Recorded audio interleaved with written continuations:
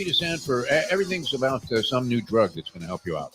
And they always come with the disclaimers that feature hideous warnings while being mumbled, and they take up about half the ad about the side effects and the possible negative implications of taking this drug on a regular basis. Meanwhile, the woman is walking through a field of butterflies. She's blowing bubbles, walking a little puppy on a rope because she just took 2 pills and got over lifelong depression. Incredible. But the Jardiance ad, have you seen that? Jardiance, I believe it's a diabetes medication. And they got this big fat chick who gets off a train and immediately is leading 25 to 30 people in singing songs about how wonderful the effects are of Jardiance.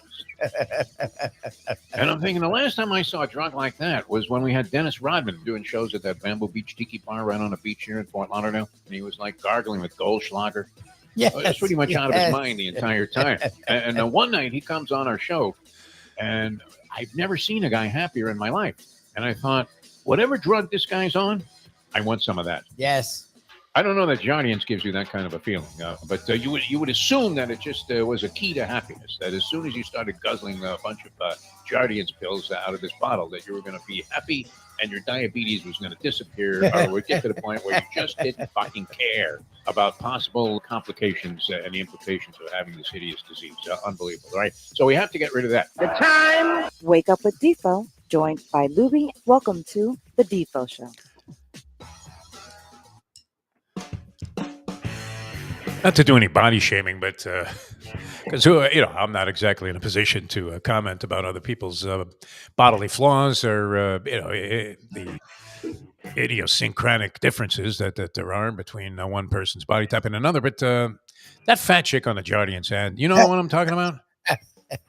Where she's singing and dancing, and they're all around the fountain, and then she does like a costume change. Somehow she's some big celebrity, and they have a wardrobe thing out there just for this one person. They have like 1,000 dresses because none of them are going to fucking fit because you're too fat. Stop eating. Forget about the Jardiance. Just stop eating. Stop eating ice cream. Stop eating all of this stuff that's making you 400 pounds. Now, some people can't help it. I mean, I don't mean to make fun of it, right? Because I've battled weight issues my entire life, mostly self-imposed, right? And fueled by self-sabotage, right? I mean, do you really need that cupcake? Do you really need it? Exactly. You don't have that voice in your head. So you haven't had these kind of issues. When you were a fat person at any time in your life, you do have that voice in your head. It's like a little devil voice saying, why don't you go to the fridge and try some of those potatoes? You're not even hungry, right? So all of a sudden, the voice comes in your head and suggests, because you're laying around like a fool, stoned out a little bit on those 50 milligram gummies, and who's calling me? Well, where's this voice coming from? To go up and start fucking eating again.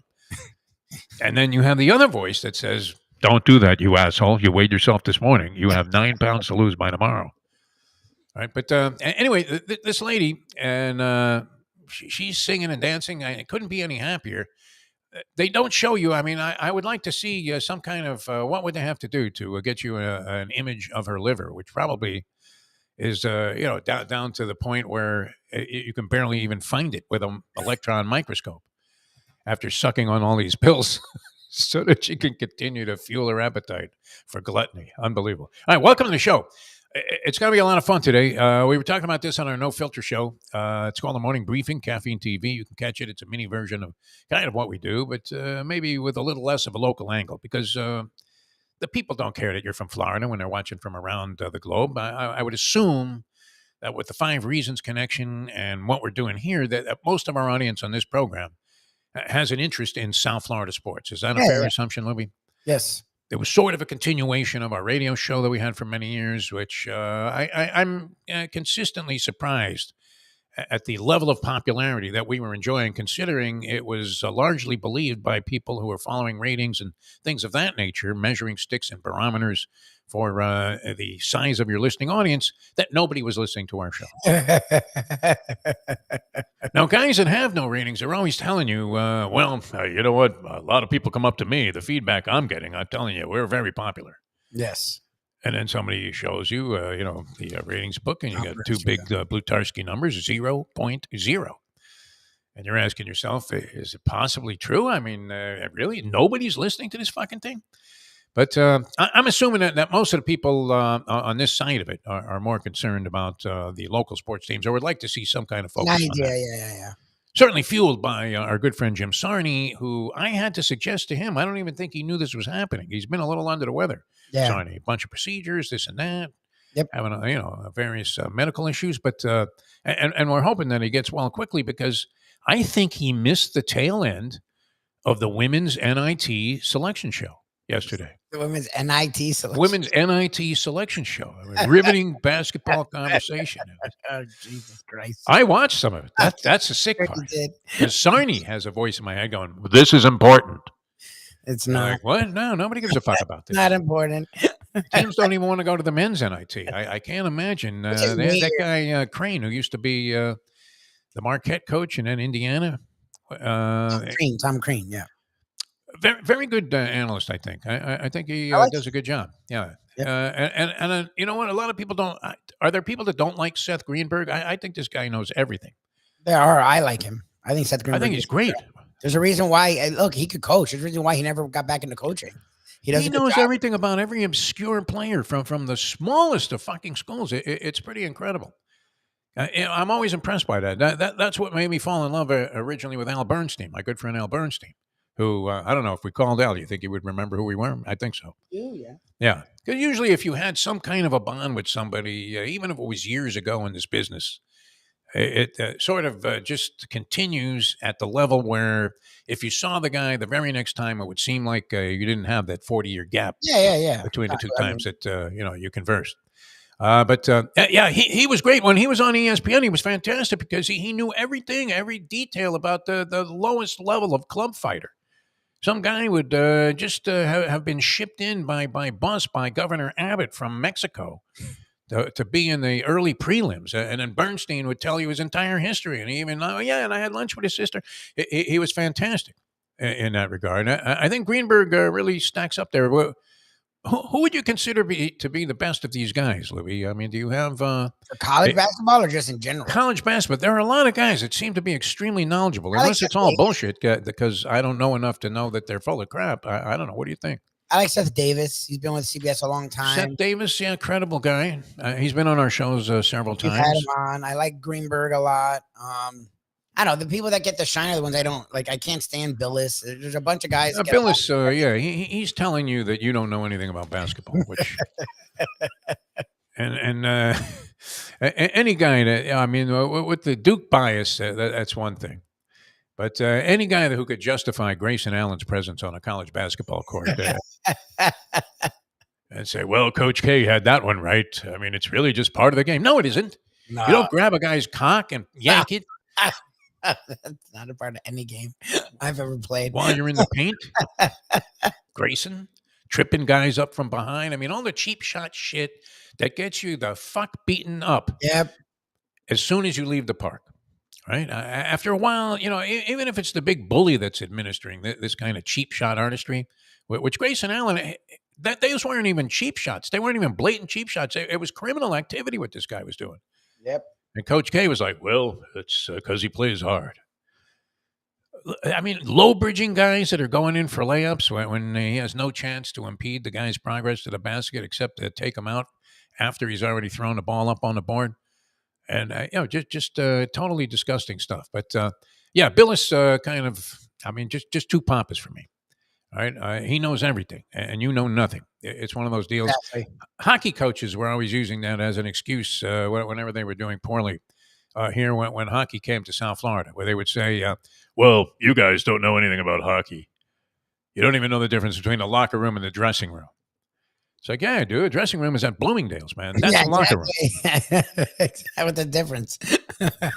Hello? I'm calling that shit a dressing room. It's not a theater. That's it, right? It's a dressing room in hockey. A dressing room.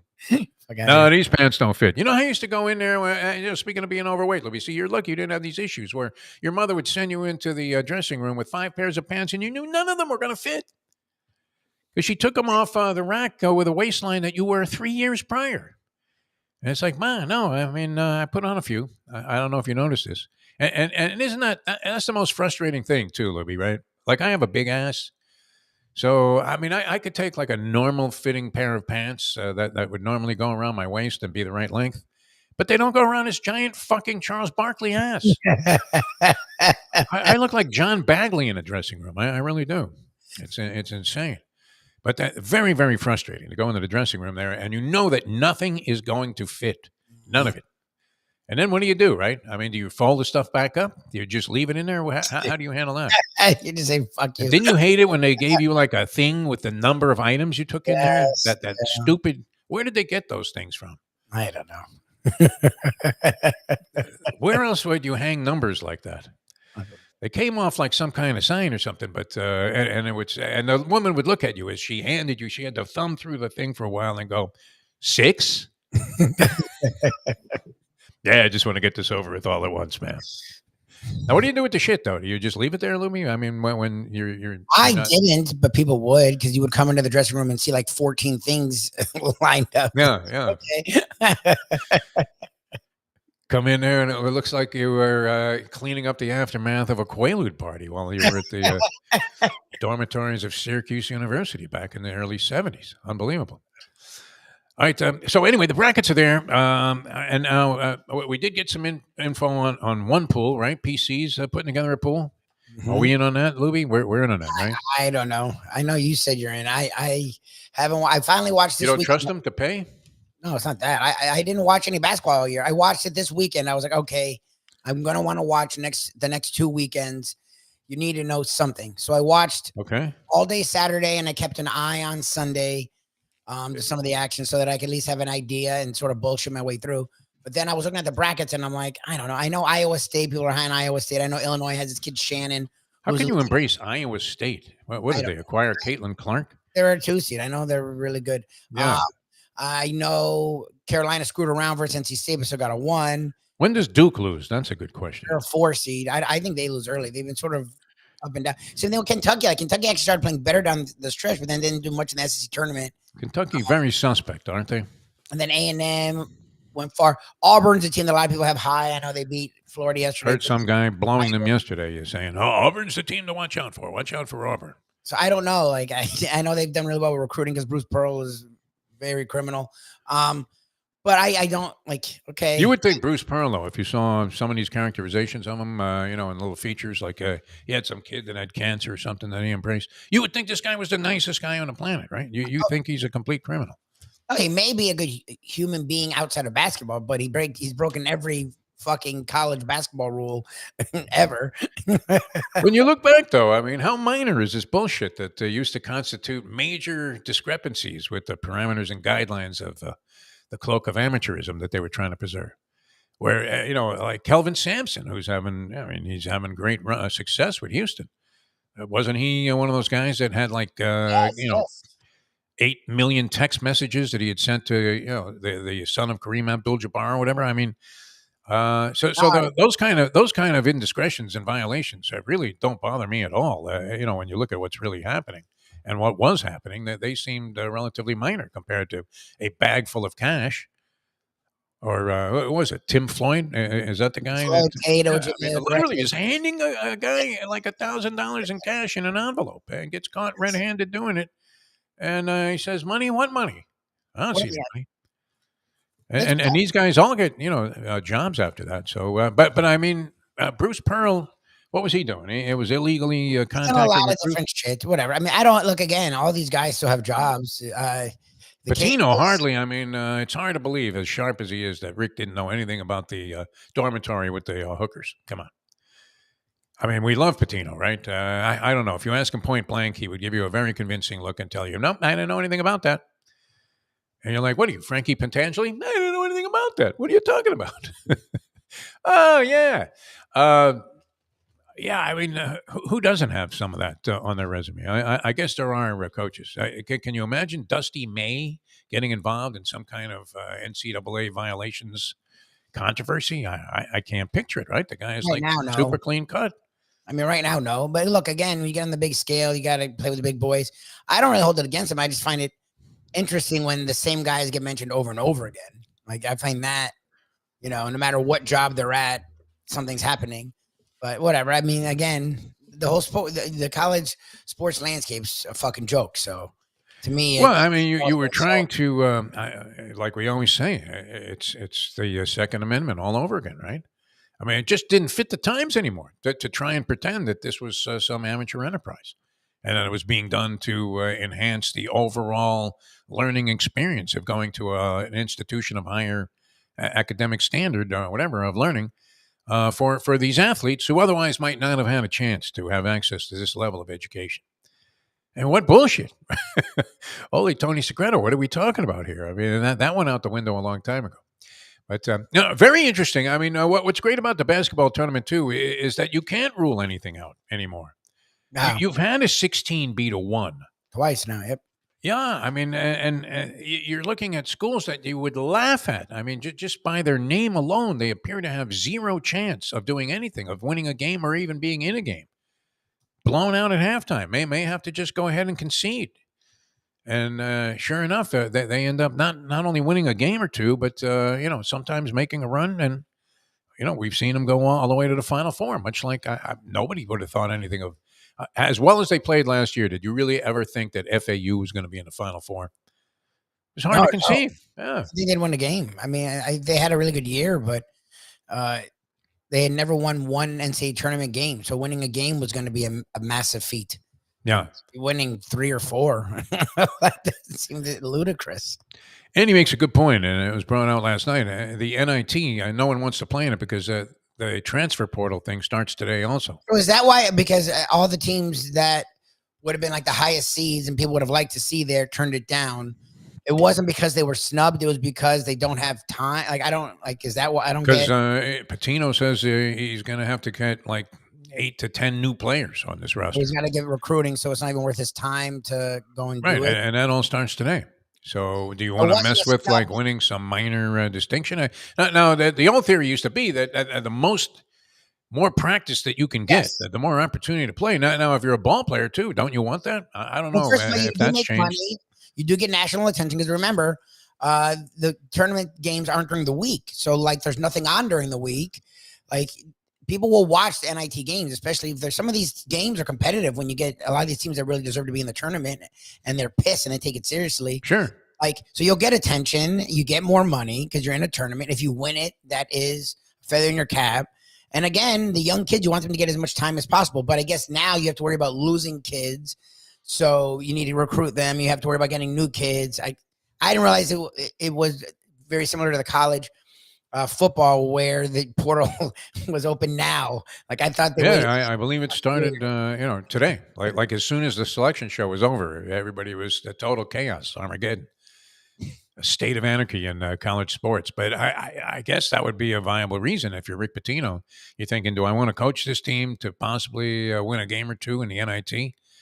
Or do I want to try and snare a bunch of players so that this doesn't fucking happen to me again? Yep. What does Joe Lunardi do now? I mean, is he already talking about next year's bracketology? Yeah, I don't know what he does during the tournament because his thing is about getting in there. It's all over. I mean, would you defer to him for an opinion on who's got a shot to win it? Does he have any idea what the fuck he's talking about? I don't know. I have no idea. But that was the one. I mean, they're stunned. St. John's was stunned that they didn't get into the tournament after beating Seton Hall. And it seemed like, I don't know. I mean, do you believe the common denominator in terms of opinion? When you see something over and over and over again, like, okay, if they beat Seton Hall, they're going to be in the tournament. Yeah. I can't tell you how many sources I saw that or read that or heard that from. And they beat Seton Hall and they had no shot, turns out. There's a credible performance against the University of Connecticut. I don't know how much consideration they take for being close in that ball game. But if you were that close to the number one team in the country and the number one team in the tournament, and you had the other credentials to qualify, wouldn't you think that would be enough to stamp your ticket to the tournament? I don't get that explanation. I think it's a load of shit. The idea that once they went on that losing streak, there's nothing they could do is then why play the season? That's a load of garbage. We've seen teams play really great down the stretch, get credit for that time and time again. They played really well down the stretch. They ended up going pretty far in the conference tournament. Like you're saying, they played the number one overall seed very closely. To me, they were in the tournament except for the 4 teams that fucked everything up. Like, these conference tournament results.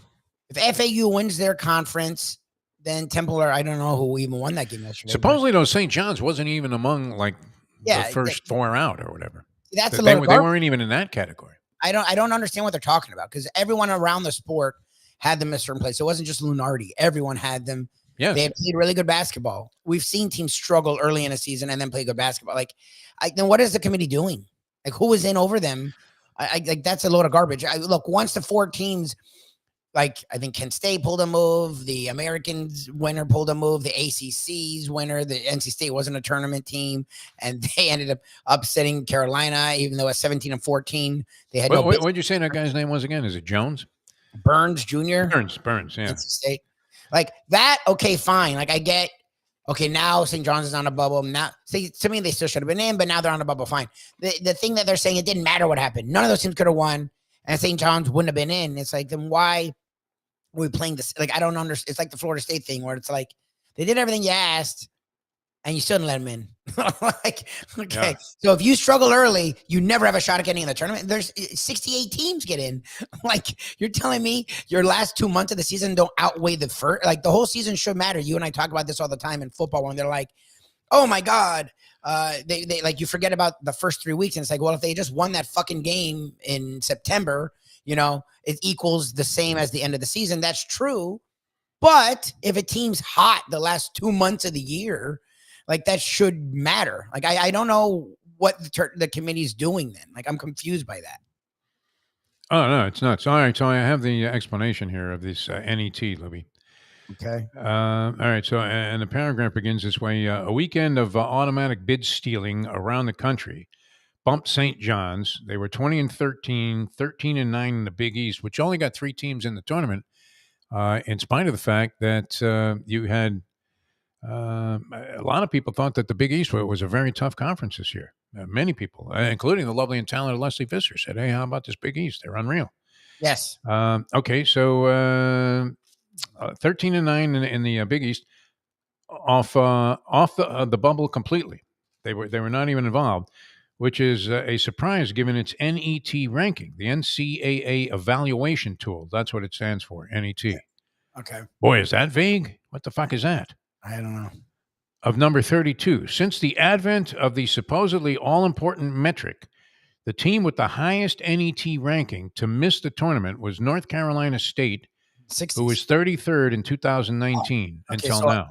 So a team in the 30s has been left out before. 33 was the lowest number or highest number or whatever it was. I can see them not getting in after the 4 teams. Fine. What I don't understand is they were out before. They had no shot. Carolina and the Kent State conference, their favorite had won. If all these teams had won, opening up 4 more spots for teams that they still wouldn't have made it. They still wouldn't have gotten in. Okay, right. Then what the fuck were they doing? Why were they playing? I don't understand. I don't know. I mean, Lunardi's got to be schwitzing, wondering about his reputation after he had them as a cinch to be in the tournament. That was the only thing I was concentrating on. I didn't give a shit what else Lunardi had to say. It was just what's happening with Pitino and St. John's? I don't know why we're so obsessed with that, but it was interesting, of course, following it all season long in the New York Post, and there was speculation that had turned into certainty that this was going to happen, that they were going to be in. So a lot of surprise. They're not apparently as bitter as you might think. Pitino saying, "Hey, we did all the right things." There you go. I mean, they struggle early. I get it. Look, you don't want to leave it in the committee's hands. I understand that, but it happens all the time that teams barely get in and then they go on a run. And again, coaching matters. Rick Pitino knows how to coach in the tournament. That's why I actually sort of agree with you in focusing on them, because it's the kind of team I don't think they win at all. So again, it is what it is, but I could see them winning a game or two. Pitino, it would have been fun to watch. You want entertainment, right? What's more entertaining? If you were going to zero in, you do zero in on coaches a lot because they're the one constant that you have. As much change as there is, still you identify most of these programs by their coach. Do you not? Yes. And Pitino and St. John's, it was a great story. A story of some form of redemption, I guess, for Rick Pitino. Would you say that's fair? Leaves the college basketball scene in disgrace. Goes to Greece, coaching there. He's making tons of money. The guy, whatever shipbuilder he was working for, loves the guy, as everybody, finds his personality very engaging. And he is a very easy guy to be around for a man of his celebrity stature. And as you heard the couple of times he came on our show, I mean, a down to earth guy that you can have some fun with. Yep. Which you like. It's a pleasant change from, the drill sergeant type of coach that doesn't want to say anything or talks in cliches all the time. This guy's like a real person. Comes back, goes to Iona. Iona what? Iona Fiat? Iona, which is what? Idiots on North Avenue, my friend told me. That's what it stands for, the letters in Iona. Not exactly a basketball power. I mean, they go all the way back to like Marty Glickman doing a game in a week. Yeah. That was the last time you ever heard of Iona basketball. They had some success, I guess, and they had long-term coach there that was successful and well-respected. But Patino comes in there, and all of a sudden, they're a juggernaut. Yep. My God. And now goes to St. John's. The salvation of the great New York basketball program. Holy Luke Arneseka. Would have been nice to see it happen. But I think there had to be some kind of separate agenda there, no? It feels weird to say that they were never in it. Like, I don't know what that means. You think some of the stuffier committee members might have been offended by the notion that the freshman dormitory, what was, just a hooker haven while Rick was at Louisville, and even though exonerated, how the hell do you not know what's going on campus? I mean, Lubie, these guys know everything. Yes, yeah. They have tentacles everywhere. I mean, you can't get away with anything without them having some idea that this was going on. So anyway, that was one of the interesting sidebar stories of the whole selection thing. We did have this Tournament Players Championship. I love it. I love when they come to 17. You can see the golf ball size apple in every player's throat. Although the guys that were coming down the stretch with the chance to win the tournament all handled 17 in incredibly impeccable fashion. Many shots flirting with the hole itself, and so some excellently played pitching wedge shots. What is this? There's a new wedge out there, a gap wedge. What the fuck is that, Lubie? A gap wedge? Oh, good. I don't know. I mean, what can they come up with? You had a sand wedge, you had a pitching wedge. Now you have a gap wedge. Mickelson had that 60-degree wedge or whatever that was. That would shoot the ball straight up in the air. That was great. What happened? What happened to the alien wedge? Is anybody using alien wedge to play that hole? No. That was my favorite club of all time. It really did. It looked like a waffle iron on a stick. It was great. But they handled 17, the island hole, very well. And this Scotty Scheffler, who we were complaining earlier in the week, they couldn't stop doing enough of a blowjob on Scotty Scheffler on the broadcast because they don't really have any other stars.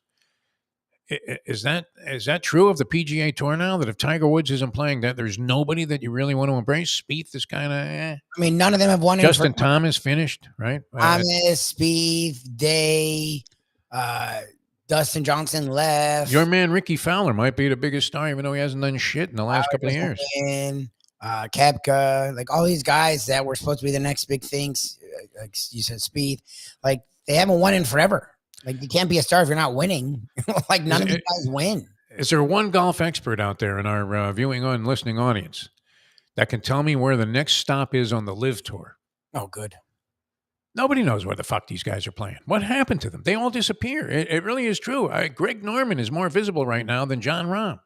And nobody's seen Norman for 2 years.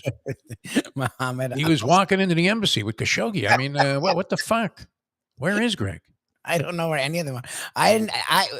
How is that good? How is that growing the game? I understand they're all making money. It's ruined the game. I mean, that's the other thing is golf was already struggling the last 5+ years. And then you now split the sport. And nobody knows what to say anymore because they got sold out by this Monahan guy. And yet I can't think of anybody that's mentioned to me, hey, did you see who's leading after 2 rounds of the Live Tour? No, never. Who is it? Usti? I don't know. Who the fuck is it? Never once. Who's on the Live Tour?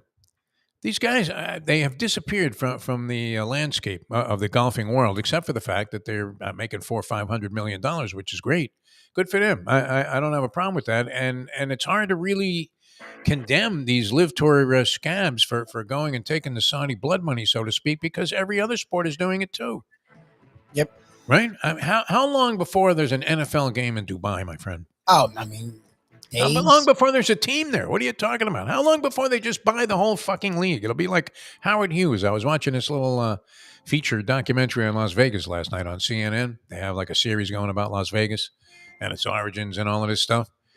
And Howard Hughes, they wanted to evict him from the top floor. I think he was staying at the Sands Hotel.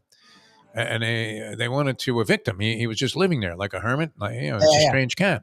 Yep. And so instead, he buys the hotel, and then he buys like 7 other hotels in Las Vegas. And essentially, that sort of was the catalyst for the change from the mafia days of controlling Las Vegas to this whole corporate movement that took place. But that's the way to do it, right? I mean, it's only a matter of time before the live people, not even the live people, the Saudis just say, hey, you know what?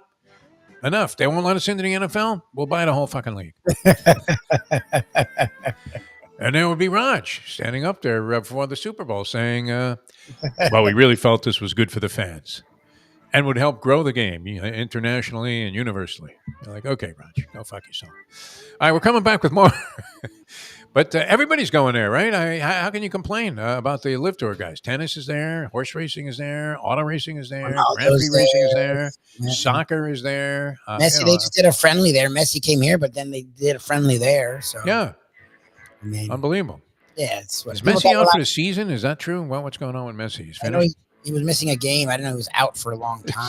I don't pay attention to any of this. I did for like last year, the beginning when he first came. Now I don't care. Who cares? I just like that he humbly goes into Brian's place, Wicked Cheesesteaks, orders a couple of cheesesteaks, has the kid play some video games, and then gets back in his car that's decorated like an Argentinian flag. It's like a neon green Lamborghini or like a neon blue Lamborghini in the middle of fucking. It's not. That's like not even Lighthouse Point. It's like just commercial and US 1. Yes. Parks there, goes, gets cheesesteaks and leaves. And nobody notices that this is like the most internationally famous and beloved athlete anywhere on the planet, at least according to many. He's like top 3. Messi is the number 1 guy. He's more recognizable now today than Muhammad Ali was back in the day. Oh, yeah. Well, no. And then you can go to this cheesesteak place in the middle of Fort Lauderdale and nobody knows who the fuck he is while driving this Lamborghini. It's not, again, I say it's correct because it's not understated. He's understated as a human. Yeah. But his car, from what Brian says, is the most ridiculous. Like it's like this flashy ass Lamborghini, and he drives it around town like it's a Civic. And then like he goes and gets by himself, gets cheesesteaks or whatever the fuck, and then like leaves, and no one ever notices him ever. They're like, hey, Shorty, are you gonna pick up your fries? You left them on the counter. Shorty, it's fucking Lionel Messi, the greatest soccer player that ever lived. Unbelievable. Can go completely unrecognized here, proving, I mean, once again, how many times do we have to emphasize this? That this was a game that was invented and created by a mutant society. Nobody gives a fuck about it. Don't put your sons or daughters into some soccer league because you don't want them to play football. Don't have them play anything at that point. Give them a basketball. Don't subject them to this futility. My God. And even Messi has to come to a minor league so he can excel in his old age. How pathetic is this? And people are, oh my God, Messi, he's coming to town. What is going on with that, Lubie? I mean, has nobody caught on that it's a farce? and how is this guy roaming around town just by himself? No bodyguards, no nothing. No entourage of any type. Nobody to run any kind of interference for him, and nobody cares. Oh, never. Like he literally said, no one ever. You asked him because we hadn't heard about it in a while. So I was there like a week ago. Yeah, he got cheesesteaks. Okay. And no one ever notices who he is. That's what's great about it. Like you just watch. Like I get it. South Florida, we have famous people. Like LeBron goes in somewhere, no one's gonna tackle him. But people will go, oh fuck, that's LeBron. Oh shit, LeBron. Like. They might even say, hey, LeBron, how are you, man? Nice game last night. Probably will ask for pictures. There's got to be, I mean, how about a selfie? Messi's as famous, if not more famous, worldwide. And no one even know, like he says, no one has any idea who the fuck he is. Nobody. They think he's like the delivery guy. Yes, it's like, don't take my order. I know. Is it still there, Brian? Right? They think Messi's picking it up to jump in an Uber. DoorDash. All right. They probably would mistake him for the DoorDash guy, no? All right, they're coming back with more here on the Defo Show. Mike Lubie Lubitz, it's Peel Yourself Off the Mat Monday. We've been meandering all over the place, and we apologize for that. But nonetheless, that's pretty much what we do, as you guys are well aware. And we'll come back with more of this shit in a moment. Now that. You didn't watch any of that, Lubie? I felt bad that Sarnia missed it. He wasn't feeling well. The women's NIT selection show. No, Tom Crane. He was great, brilliant in his analysis. It's 8:45. Segreto here. Let me ask you a question. What do you look for when you go out to eat? Good food, obviously, friendly atmosphere, not too loud, but good energy, reasonable prices, and a place where you feel comfortable. All those ingredients, no pun meant there, are hard to find unless you're talking about the Texas Roadhouse. You see, they encompass all of those attributes. Really, really good food, amazing atmosphere, good for a family, good for a date, or just a night out for yourself, and prices that will make you extremely happy. Their ribs, unmatched. Steaks, hand-cut every day. Everything, and I mean everything, is made on site, including their incredible bread. It's the one day, folks, that you can forget about low-carb diets. Trust me when I tell you, Texas Roadhouse, your restaurant, your destination when you say, where should we go and eat tonight? From the newly renovated sports bar to the beautiful bayside views captured at the Tiki Bar, Jimmy Johnson's Big Chill has it all. Located at mile marker 104, the Big Chill also offers waterfront dining while experiencing breathtaking sunset views of the Florida Keys. It's simply the hottest spot in the Keys to cool off. That's Jimmy Johnson's Big Chill at mile marker 104 in Key Largo. For more information, call today at 305-453-9066. Mr. Pentangeli, were you a member of the Corleone family? Did you serve under Capo regime under Vito Corleone, also known as the Godfather? I never knew no Godfather.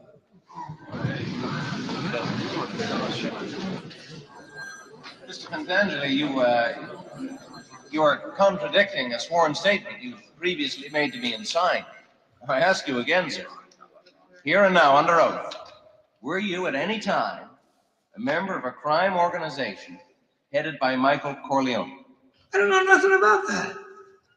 Oh, I was in the olive oil business with his father, but that was a long time ago, that's all. We have a sworn affidavit. We have it. Your sworn affidavit that you murdered on the orders of Michael Corleone. Do you deny this confession? Look, the FBI guys, they promised me a deal. So I made up a lot of stuff about Michael Corleone, because that's what they wanted. But it was all lies. Everything. And I kept saying, Michael Corleone did this, and Michael Corleone did that. So I said, yeah, sure.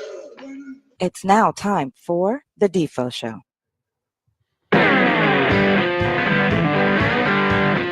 Clear parallel there, no, Lubie? Patino testimony, Pentangeli testimony. It's one and the same.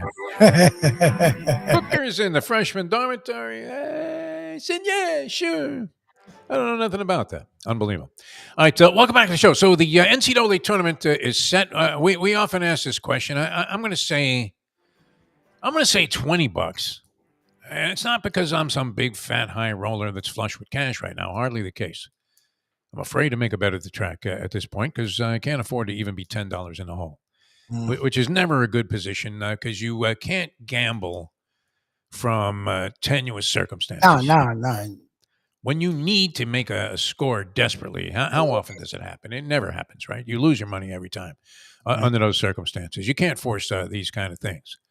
But $20, I would think, would be the denomination for the office pool. No, 20?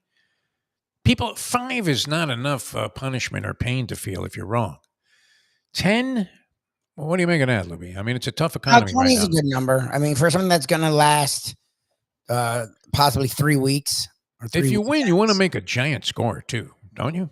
Yeah, no, 20 is a nice number. 20 sounds 20. So, and how many people would you figure? I mean, in the average place are in these pools? 20 by 20? Is that it? No, so 400 winner take all? Is that what you would do, or do you go award prizes for more? I mean, if you're second doing and third? Office, if you're doing an office, probably 50 or more. And like our buddy PC is doing one. I don't know how many. That I could see 20 people or so. I think he said $20. Yeah. 20 people, $20. Yeah, that I could see. Okay. So does the winner take all, or do you award prizes for second and third place? I see. I'm always a winner take all guy, but it feels like they usually do a split of some kind, especially when you get to like a some consolation for being close. I mean, do you deserve that, or is that like a participation trophy in terms of cash? That low, if it's under $1,000, then I would just say let the one person get the fucking money. I mean, yeah, it's not. I get it. Sometimes you guys are in these things that are an entire season, and they're like $10,000, $15,000 on the line. Okay, I could see splitting it between 2 to 3 people, but for 3 weeks, less than $1,000. I mean, you might as well just do winner take all. I'm with you. Yeah, let's make a winner take all. All right, should we try to? I mean, can we orchestrate one of these things, or is that in violation of some kind of internet? Oh, I don't know. There is no FCC control over this sort of stuff. I mean, can we just start a pool right here and tell you that there'll be a 20% administration fee? And if we can get thousands of people, we can make up for years of low income while trying to launch these various projects. That would be great. And what should it be? How much should the person who's running the pool cop off the top? What do you think there, Lubie? Yeah, I know you guys do that. Do they get a piece? I'm not a big fan of that, although there is, a great amount of hassle. I know it's work in running these polls usually. I mean, is it that much work? Then I don't offer to do it. Getting people to pay, that's the problem. And my rule would be steadfast. As soon as you say you're in, I want to see your money. Yeah, if you don't pay, you're not in. I mean, you don't get I would do handout brackets, and you don't get a bracket unless, or email brackets until you pay money. I mean, you get nothing till your money's in the you don't pool. Because people will never pay. I mean, come on, you know how people are. All right, so what do you think? I mean, if the administrator that they take 10% off the top, $1,000 is generated. You got 50 people at $20 a piece, and what you take 10% and the winner gets 900. Is that the way that works? I feel like if it's again one of these smaller pools, I don't see why they should get anything. Now, again, if it's a season-long thing and you're keeping track of shit. And usually the administrator takes a free entry into the fucking pool. Exactly. So think about that for a second. To me, on a tournament, I don't know why they would get. I mean, how many people are in this fucking thing? Like, if there's hundreds, okay, I get it. But like, no, I don't know. I don't know why you get an administration fee if there's 20 people. It's always, one of the things that is suspect when the payoff is finally due. Oh yeah. How long is the moratorium there on killing the guy? If payment is not received within 24 hours, how long of a grace period do you give the person who's running the pool to get you the money? I think you should get a week, and then after that, it would. That's fucking annoying. But I feel like some people drag it out. I feel like they drag it out. Like, there should be a carryover jackpot to next year. Yeah, you want your money now? Or you want to just be in the pool for the next 20 years? What do you think? I feel like the Paulie man, whenever he was the one holding the money, it would take it's always suspect, a long time. I remember the Greek going, so have you talked to them? It was like months later. No, that was a highly suspicious payment that was eventually conjured up. I think it was the power of the microphone, too. I mean, the last thing on earth that was needed to be done there was to have somebody's reputation besmirched in terms of their ability to go ahead and pay off these wagers.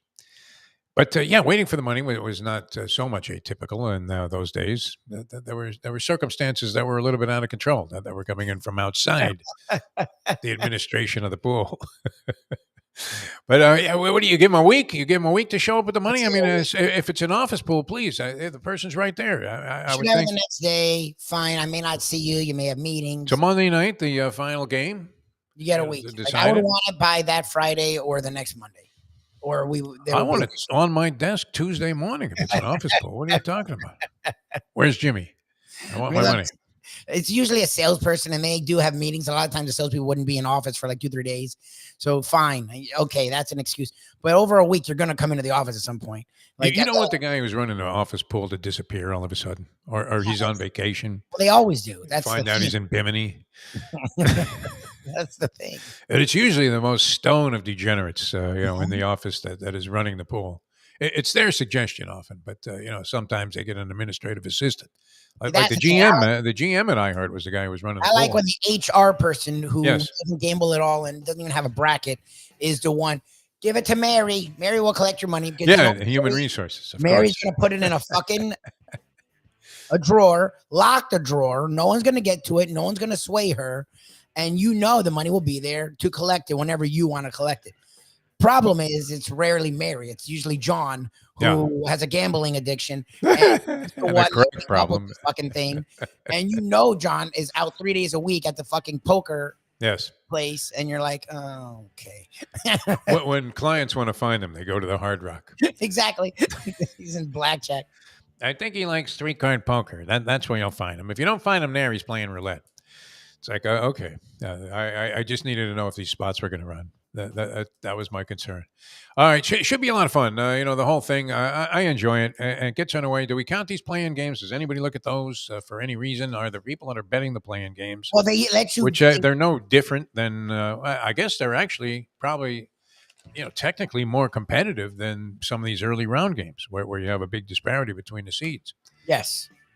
And these games are essentially, I would imagine, fairly small line games. Wagner is going against Howard. Wow. I know nothing about Where do you go there? Wagner and Howard. I want to say Wagner on that one. I know nothing about either of those teams. They were classic in winning their tournament. Virginia, which, you told me that they went away from that slowdown style.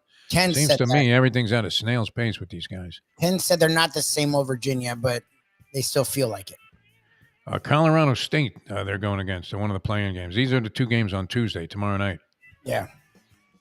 You would think Virginia, off reputation and basketball lineage or whatever, history, has the better resume and probably prevails in that ballgame. No? I don't know what the Tony point Bennett is still the coach there.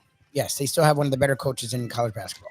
All right. So that gets underway tomorrow. And those games don't count, though, in the bracketology at all. Well, no, because they actually will give them to you. Like, they'll put them in for you. Look, if you turn your bracket in beforehand, you can get fucked because you're picking a team. Sometimes you'll pick that team to win a round, and then that team's losing in the play-in. But if you're smart, most times you don't have to turn in your bracket until Wednesday night, I guess, or Thursday, and those games are decided by then. So they'll give it to you in your bracket. A lot of the time, the bracket will just have it in. And did we ignore the women's? Yes, 100%. I couldn't tell you anything. NCAA tournament? Who's in that? South Carolina was undefeated this year, and Dawn Staley draws all kinds of controversy because apparently she's not afraid to tell anybody to go fuck themselves. Talks a lot of shit, Kim Mulkey in LSU, they were relatively lightly regarded. Now, Mulkey, who also attracts a lot of attention by wearing outfits that look like they were rejected by Liberace as she's on the sidelines. Even Liberace thought they were a bit much, and there's Mulkey, yelling and screaming. She's screaming the whole time. Gino, where's Gino in this whole equation? Sort of, UConn, not exactly the powerhouse that they've notoriously been, or notably been actually throughout the last 30 years or whatever, however long Gino R.E.M. has been there. But he hasn't been in the spotlight as much the last couple of years, has he? What happened to him? Did he lose some of his fastball this game? They don't win as good. I mean, as good. They don't win as much. They're still there, I guess, but they don't win at anywhere near the same rate. I mean, Mulkey, you've seen Staley with South Carolina. You've seen Baylor before with Mulkey, like sort of steal his shine. But, and all of it's going to be about Caitlin Clark, right? Yes, that'll be the trend. She's become the darling of every television network. I mean, you got Good Morning America. They're talking about Caitlin Clark. Yes. Women's basketball, and she supposedly put them on a map. Our good friend Jim Sarney would tell us that it's exceeded the interest level in men's basketball, that there will be more interest in the women's tournament. You're laughing at that notion. There apparently is some kind of statistical ratings, demographical data that would indicate that maybe there's some truth to that. Is that possible, that the women's tournament is going to be bigger this year than the men's tournament? That's a good question. Not even a little true. A little true? Not even a little true. Not even a little true. Okay. No, not at all. All right, so you're going to go ahead and continue to proliferate this gender bias and offend our good friend Jim Sarney in the process. Unbelievable. All right, Lubie, I'll hold you to that. Did you just freeze? Oh, no, you're good. I thought you froze on the screen there. I was reading Andy's long paragraph. And Andy's writing dissertations here, it's man. Exactly what we've said. Looks like the Gettysburg Address, 7 years ago. I love Sarney, but no one gives a shit. They'll watch the Caitlin Clark games. I mean, it still won't be anything. Does she win the championship this year, which many people contend that she needs to? She wants to be the greatest ever. She better. Because she's not. All on her. What kind of supporting cast is there? I don't know. She doesn't have a shit team, though. She's not some garbage team. Her team's a top 5, 6 all year. If it was just her, that wouldn't be the case. She must have a decent team. All right. Well, we'll see. I mean, it was interesting yesterday. They were trying to put some kind of equality between the two tournaments.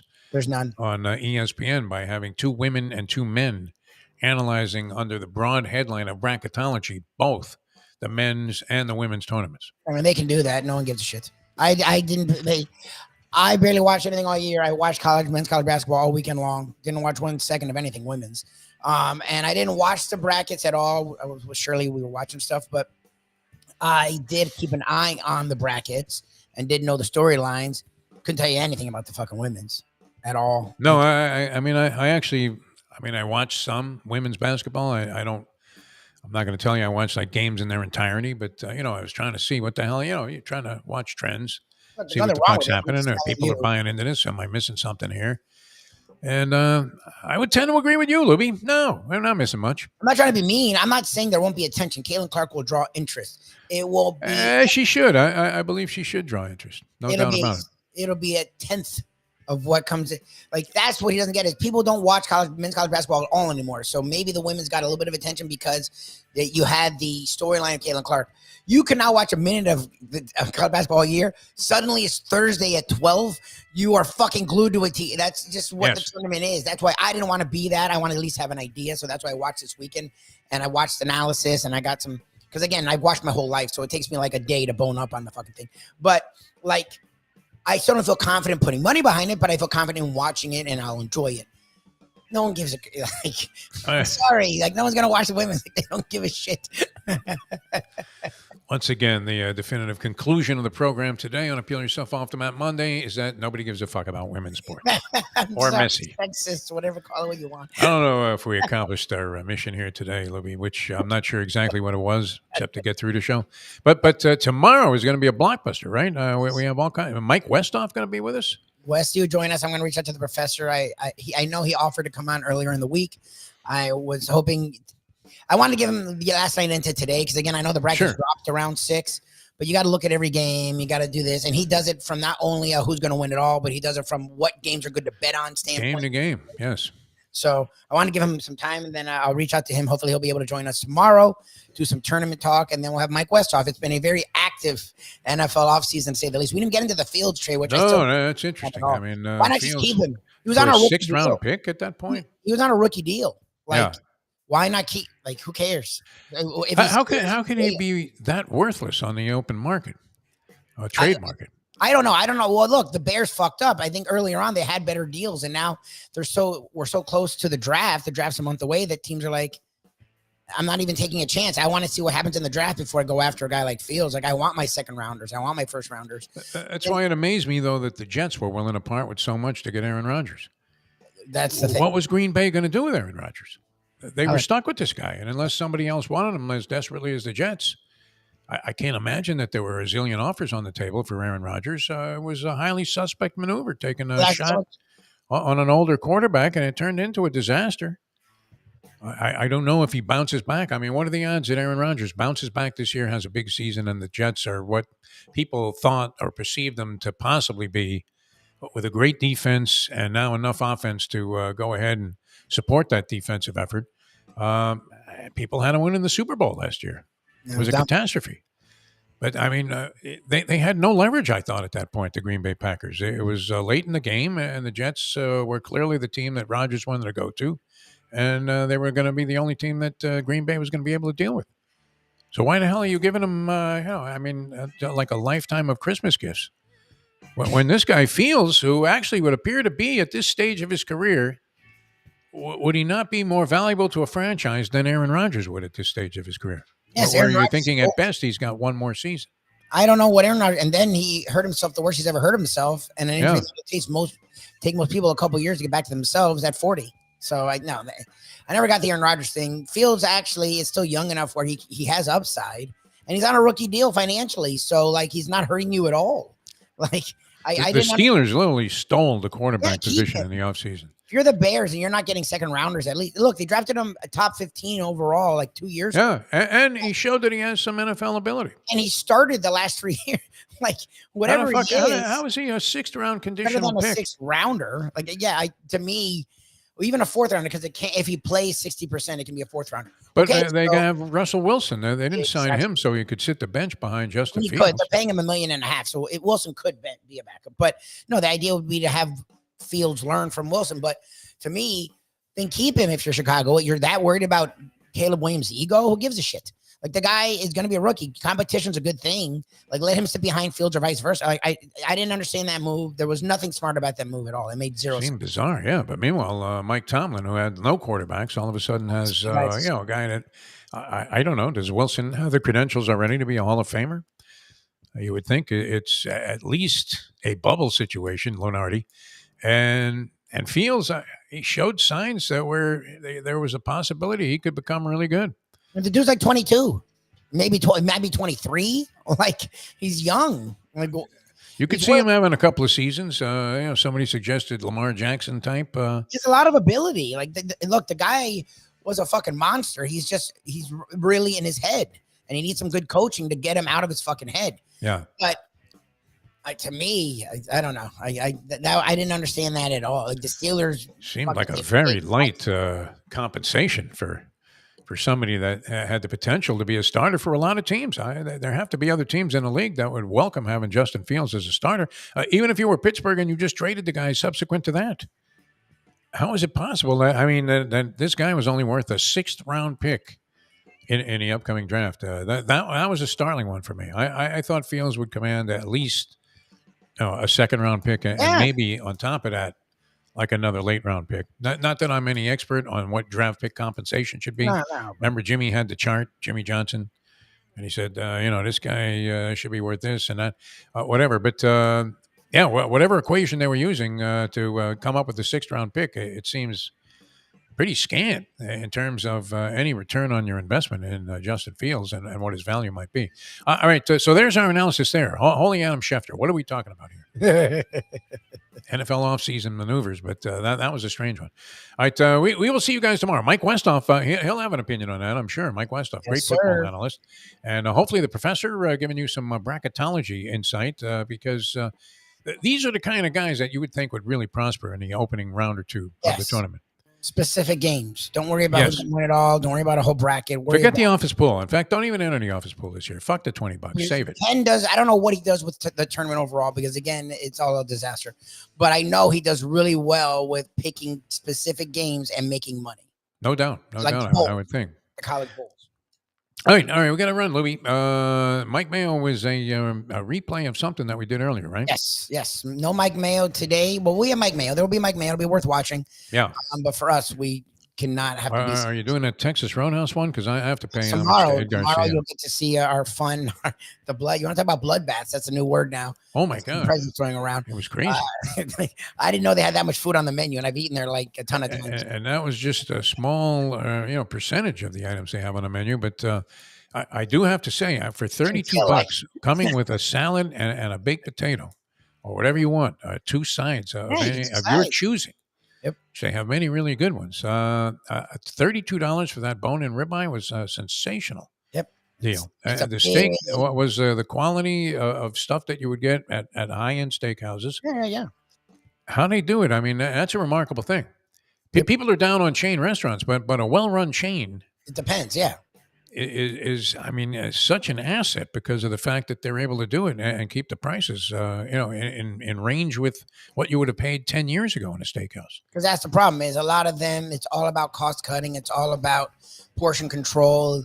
And these are things, I get it, that'll make you money, but it drives customers away. Roadhouse has been really good about. Yeah, great business model. They're really smart about the real estate purchases. They're really smart about owning a lot of their own stuff, their own cattle, their own this, their own that they can keep costs down. And they also make it imperative that the owners are operate. So you have a stake. The people that work at each restaurant feel like they're part of the restaurant as opposed to just being a number, and they do a great job. They really do. We can't say enough good things about them, and every now and then it's good to be reminded. Yep. No matter how fond you are of a particular sponsor or somebody that's been backing us, and for a long time now, through the good graces and the relationships of one Tony Segreto, couldn't be happier. I mean, wow, what a fantastic place. That really was something. And that'll be on tomorrow. So okay, good. It happened late Friday, so most people probably didn't watch it. So that'll be on tomorrow. So all right, that's Mike Mayo's Lunchbox, 1:00 today on South Florida Live, and this Let's Eat South Florida, which is a phenomenon beyond the scope of anybody's wildest imagination. It really is, like 145,000 subscribers, incredible. All right, we have to run. Thanks so much for being with us. It was a pleasure being with you on Peel Yourself Off the Mat Monday. You guys have a great day. It looks beautiful outside here in South Florida. Thanks so much for tuning in. For Mike Lubie Lubitz, I'm Jeff DeForest. We will see you next time as we leave you now that the time. It's 9/11. Let's go to eat a damn snack. Look what they done to my soul.